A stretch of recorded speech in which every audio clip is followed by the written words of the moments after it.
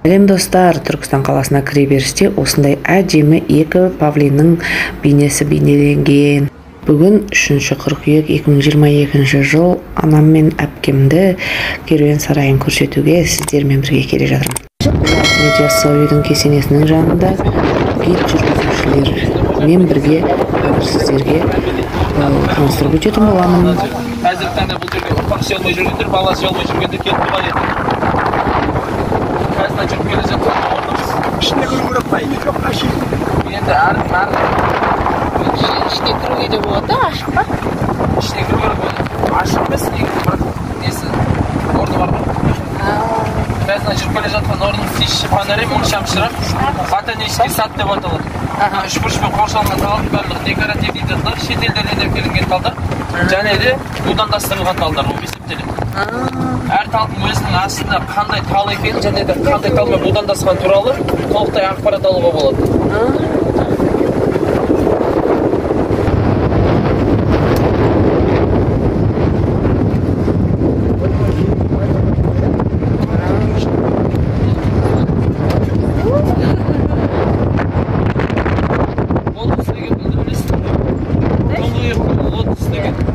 Қазір таңда Түркістан қаласында өсірілген таң намазы уақытысы кезінде ашылады. Және обедкі сағат 4-5-тен кейін жабыла бастайды. Сол ол жақтарыңызда лотос гүлі.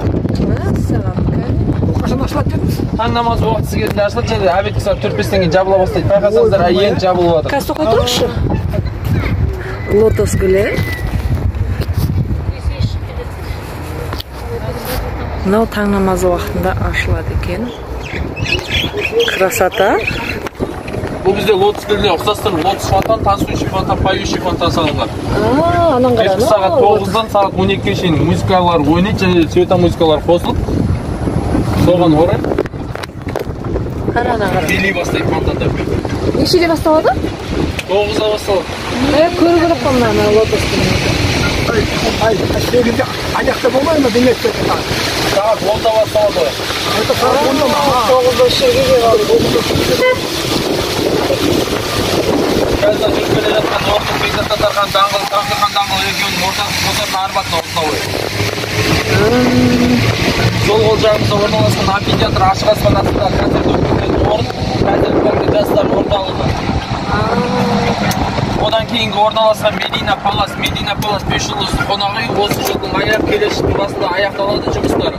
Және де ашылу салтанаты болады. Оң қол жағымызда орналасқан этно ауыл, біздің баяғы қазақтар тұрмыс тіршілігін бейнелейтін орын. Жоғары жағында орналасқан бізде хан ордасы және де жан жағында орналасқан киіз үйдің барлығы би шонжарлар мен қарапайым халықтардың орналасқан орны ретінде бейнеленіп салынған. Молодец. Одан төмен түсе келе 1901 жылы орыстарға казарма ретінде берілген, қазіргі таңда ол жерде бізде орналасқан казарманың музейі, баяғы ескі музей болып есептеледі қазір. Одан өрде келе арғы бет жағында яссы бағы, Қожа Ахмет Яссауи бабамыздың құрметіне салынған яссы бағы, көптеген гүлдер және де қыш құмыралар орналасқан. Сол қол жағымызда орналасқан қонақ үй, 4 жұлдызды қонақ үй қазіргі таңда жұмыс істеп тұрған қонақ үйлердің бірі болып есептеледі. Сол қол жағымызда орналасқан қалалық акимат, городской акимат. Оған қарама қарсы бізде карта Қашқари жерде бейнеленіп, карта Қашқари салынған.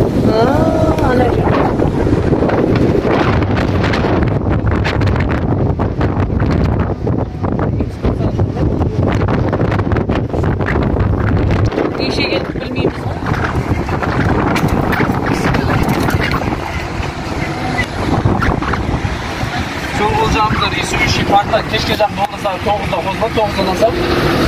Және де бізде Саттар Ерубаев музейі баяғы ескі музейлердің бірі болып есептеледі. Және де оның арғы бетінде бізде орналасқан драма театр, қазіргі таңда Түркістан қаласында 2 драма театр бар. Үлкені осы, және де екіншісі Жд вокзал жақта орналасқан, железный дорожный жақта.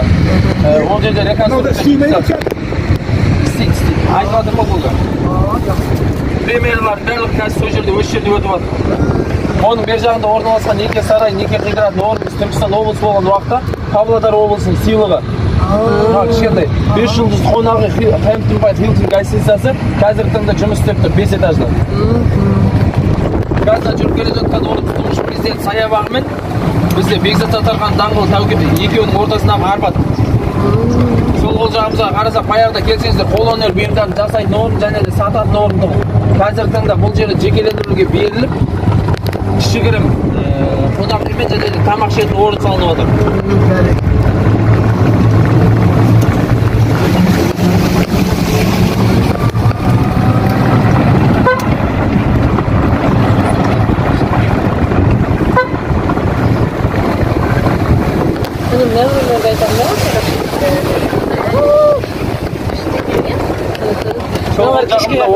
Ұлы дала елі музейі бізде толықтай ақпараттандыру орындарының бірі болып саналады.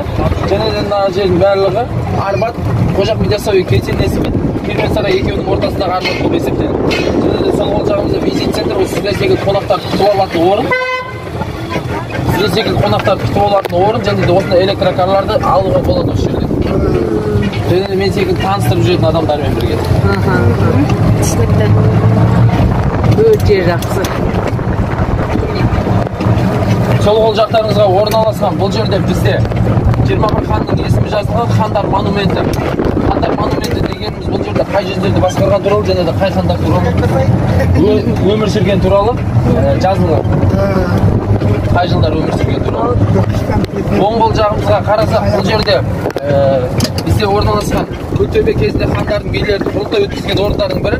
Қазба жұмыстар жүргізіп кішігірім қалашық болған қазір. Оң қол жағымызда тұңғыш президент саябағы. Бұл жерде орналасқан жасанды көл және де катамарандармен серуендеуге болады. 2016 жылы біздің тұңғыш президент Нұрсұлтан Әбішұлы Назарбаев екеуі бірге қосылып ашқан мешіттердің бірі Қожа Ахмет Яссауи мешіті, Ақ мешіт. Және алдарыңызға қарасаңыздар, шығыс моджас біз Түркістан облысы болған уақытта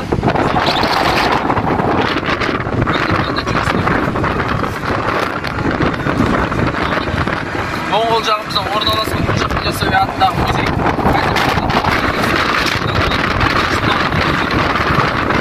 Алдарыңызға қарасаңыз, Қожа Ахмет Яссауи бұл международный туризм и спорт университет. Бірінші корпусы, екінші корпус жатақханасымен бірге қосылып орналасқан. Университет екен? Иә. Бірінші корпусы международный туризм и спорт университеті. Бірінші корпусы, екінші корпус жатақханасы. Қожа Ахмет Яссауи атындағы музей әлі қазіргі таңда толықтай экспонатта жиналмаған.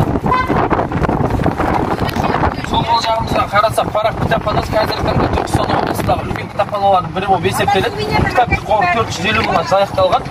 Қазіргі таңда толықтай кітаптар жиналмаған, 350 мыңға ғана жуық кітабы бар қазір. Нөмәлі жатақханасы. Алдарыңызға қарасаңыздар, алтын самұрық летающий театр ойысының форматында салынған. Бүкіл әлем бойынша 8 мемлекетте бар, Орта Азия бойынша 2 мемлекет бар. Қазақстанда орналасқан, біреуі Жапонияда орналасқан. Және де сол қол жақтарыңызға қарасаңыздар, цифрлы керуен, бала-шағаны ойнататын орын, развлекательный центр. Осы жерден іште қайыққа мініп, осы жерде серуендесеңіздер болады. Керуен сарай, Венеция, осы жерде орналасқан. Мінекей, сонымен достар, алдында жүргізуші гидіміз таныстырып өткен карта Кашкари келіп мені қайтадан бір кішкене түсіріп өтуді жөн көрдім.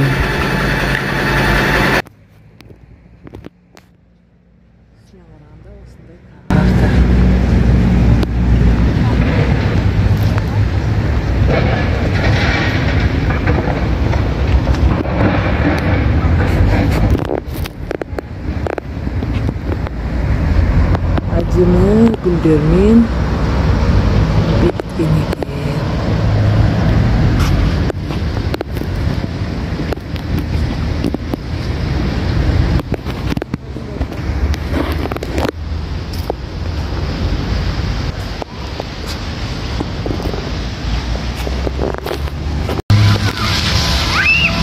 Фонтан лотосы өте әдемі.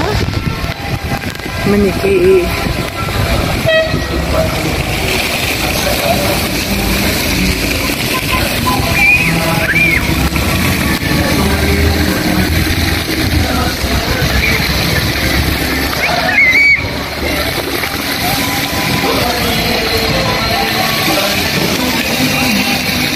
Қандай машиналармен қыдыртады.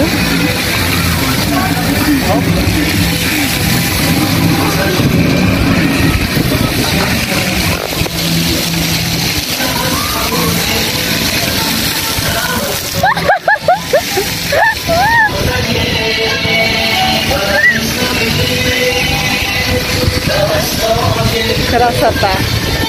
Әдемілікке шек жоқ.